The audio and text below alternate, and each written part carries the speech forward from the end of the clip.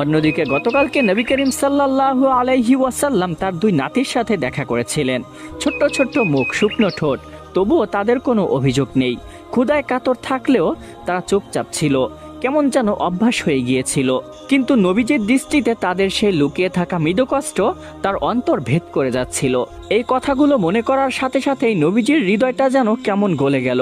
তিনি আল্লাহর কাছে কোনো অভিযোগ করলেন না, কোনো কষ্টের কথাও বললেন না।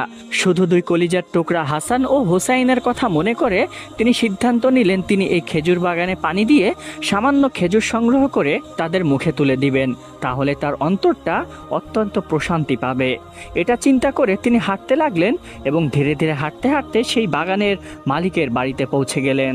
ঘরের সামনে গিয়ে নবী করিম সাল্লাল্লাহু আলাইহি ওয়াসাল্লাম নরম ও বিনয়ী কণ্ঠে ডাকতে লাগলেন, হে খেজুরের বাগানের মালিক, আপনি কি বাড়িতে আছেন? ইহুদি দরজা খুলে ঘর থেকে বের হলো। প্রথমে সে অবাক হয়ে তাকিয়ে রইল।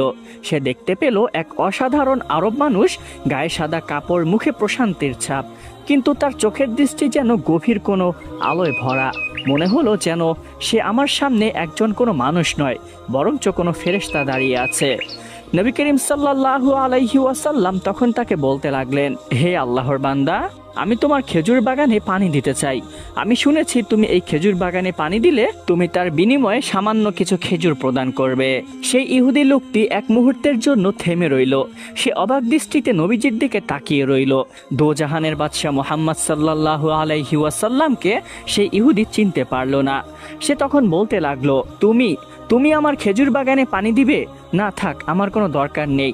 তাছাড়া তোমাকে দেখেও তো মনে হয় না তুমি সচরাচর এই কাজ করো।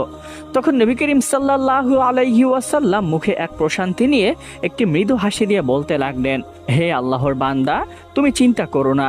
তুমি যদি অনুমতি দাও আমি শুধু চেষ্টা করব।